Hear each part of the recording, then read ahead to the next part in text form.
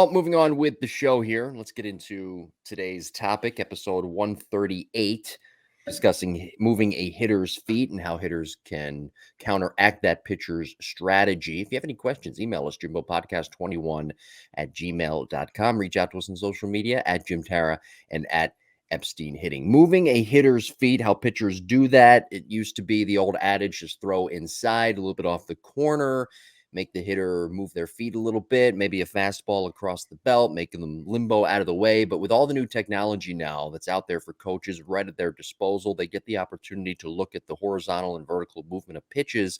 And now they can better understand what those pitchers throw and how to move a hitter's feet, how to counteract a hitter's strategies. It used to be, hey, you know what? You throw inside, move the hitter's feet, you open up the other side of the plate. Mm-hmm. A lot of times now, and I saw this the other night, I see it almost every day with certain hitters. When pitchers are going really well, they're moving the hitter's feet, even on pitches that are low and away, sliders low and away, pitches that are high and away, fastballs that are up and in, fastballs that are low. They're changing these pitchers, the eye levels of hitters, and in turn, they're moving those hitters' feet. And hitters have become, when a pitcher's going well and the pitcher is moving that hitter's feet, the hitters become very jumpy. Hitters never want to be jumpy at the plate. No successful hitter is jumpy at the plate. No, you have, and I think it's an old adage, right? Hey, move his feet a little bit. Don't let that player get too comfortable in there. They've gotten good swings off of your good pitches.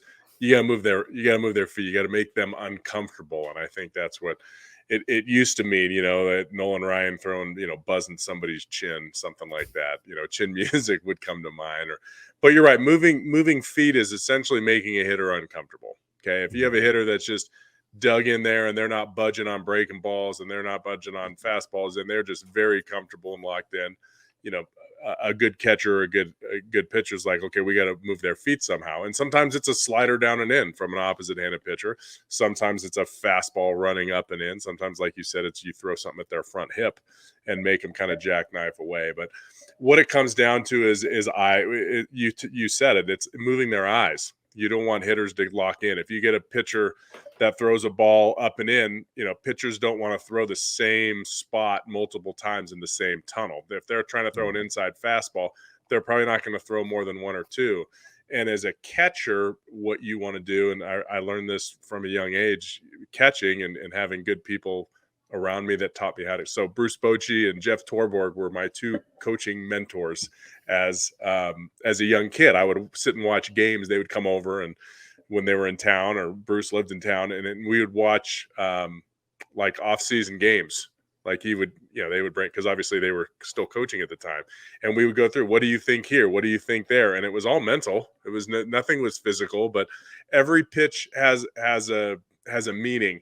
If I call a pitch a fastball down and away, and that pitcher misses too far down and away, and that hitter kind of leans into it down and away, I just changed their eyes. I just changed, even though it wasn't a strike, even though it wasn't a very good pitch, what did it do to that hitter? Now, all of a sudden, let's run something inside on them. Okay, Now all of a sudden they're looking away because you got them leaning that way. Even if you don't hit a perfect spot middle in, you might be able to tie them up.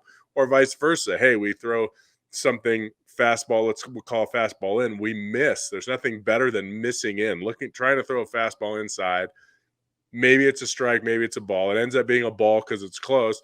Now all of a sudden that hitter is, they're trying to get in on me. I've opened up the entire other part of the plate. I can go with the sinker away or I can go with something off speed away. So we're trying to work corners for the most part, like corners of the strike zone. So if we miss up and in, we want to go down and away. If we miss down and in, we want to go up and away. Everything is opposite as a pitcher trying to make that hitter feel uncomfortable. Now you could totally blow your mind by thinking about this as a hitter. Mm-hmm. Oh my God, they just threw me a pitch low and away. I bet they're going to throw it in now. Well, maybe not.